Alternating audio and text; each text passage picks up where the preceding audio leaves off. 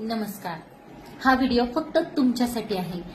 कारण की हा व्हिडिओ तुमच्यापर्यंत येण्याचं कारण आहे, तुम्हाला तुमचं आयुष्य घडवायचं आहे, तुमच्या आयुष्यात बदल करायचा आहे, म्हणून आज हा व्हिडिओ तुमच्यापर्यंत पोहोचला आहे.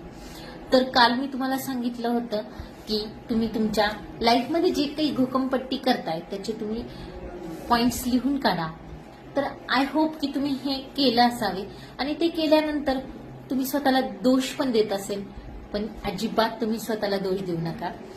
कारण आपण या क्षणी जे काही करत आहोत, चांगलं करत आहोत, वाईट करत आहोत, परंतु आपण आपल्याला जास्तीत जास्त आपल्याला आजच्या स्थितीला हे समजतंय की हे माझी सगळी घोकंपट्टी आहे, त्यामुळे स्वतःला अजिबात दोष द्यायचा नाही. पण हे आपल्याकडे कुठून आलंय? ह्या सगळ्या जर निगेटिव्ह थिंक आहेत किंवा पॉझिटिव्ह पण थिंक असू शकता, हे आपल्याकडे कुठून आलंय?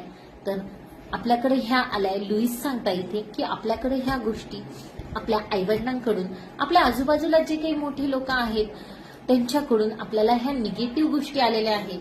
जसं की पुरुष कधीही रडत नाही, स्त्रिया पैसा सांभाळू शकत नाही, ह्या सगळ्या निगेटिव्ह थिंक आपल्याला आपल्या मोठ्यांकडून आपल्यापर्यंत आले आहे.